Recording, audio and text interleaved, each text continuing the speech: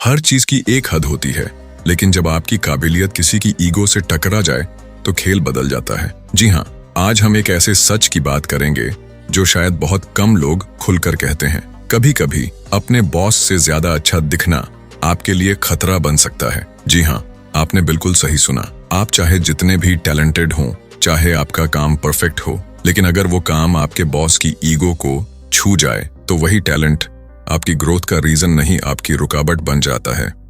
तो आखिर ऐसा क्यों होता है? क्या हमें अपने एक्सेलेंस को छुपाना चाहिए या फिर कोई और स्मार्ट तरीका है? चलिए इस कहानी के जरिए समझते हैं बॉस से श्रेष्ठ न दिखने के पीछे की असली साइकोलॉजी। ये कहानी है राहुल की, एक यंग, टैलेंटेड और एम्बिशियस एम्प्लॉई जो नए जमाने का एक परफेक्ट एग्जाम्पल था। स्मार्ट वर्क करता, हार्ड वर्क करता और हर काम में एक्सेलेंस उसका स्टैंडर्ड था। जब किसी नए प्रोजेक्ट की बात होती तो सबसे पहले उसका नाम लिया जाता। बॉस को सपोर्ट करता, टीम को मोटिवेट करता, सब कुछ बेस्ट। लेकिन फिर एक दिन कुछ बदला।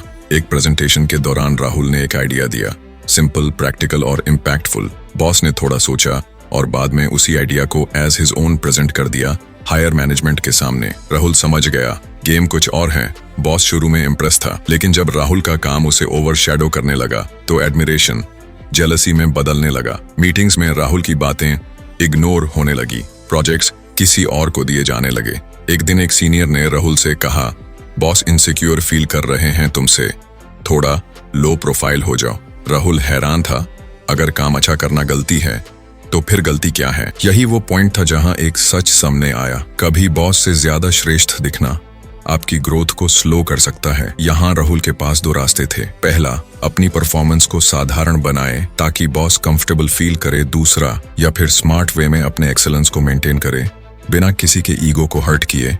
राहुल ने दूसरा रास्ता चुना। उसने अपने बॉस की स्ट्रेंथ्स को हाईलाइट करना शुरू किया। प्रेजेंटेशंस में बोला, ये आइडिया सर के विजन से इंस्पायर्ड है। जो क्रेडिट मिलता उसमें से कुछ कॉन्शियसली बॉस के नाम भी करता, टीम को पुश करता, लेकिन स्पॉटलाइट सबके साथ शेयर करता। राहुल समझ गया था, only performance is not enough in corporate world, smart diplomacy is also a part of success. कुछ महीने बाद बॉस का एटीट्यूड बदला। वो अब राहुल को एक थ्रेट नहीं, एक एसेट समझने लगा। और जब प्रमोशन का वक्त आया, बॉस ने खुद रिकमेंडेशन लिखा, Rahul is not just smart, he is emotionally intelligent too, he is a leader who knows how to take the team forward. तो दोस्तों, श्रेष्ठ बनना बुरा नहीं होता, लेकिन उस श्रेष्ठता को कैसे प्रेजेंट करना है ये जरूरी होता है। हर बॉस इनसिक्योर नहीं होता, लेकिन हर एनवायरनमेंट सेंसिटिव होता है। आपकी इंटेलिजेंस, आपका एटीट्यूड और आपकी डिप्लोमेसी तीनों मिलके आपका फ्यूचर बनाते हैं। कामयाबी का राज सिर्फ एक्सेलेंस नहीं है,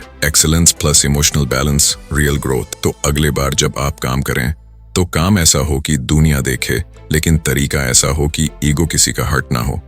स्मार्ट बनो, सेफ बनो, सक्सेसफुल बनो। जो दूसरों की रोशनी से डरते हैं उनके साथ अपनी चमक को ढकना समझदारी है, लेकिन रोशनी बुझाना नहीं, बस सही दिशा में मोड़ना है।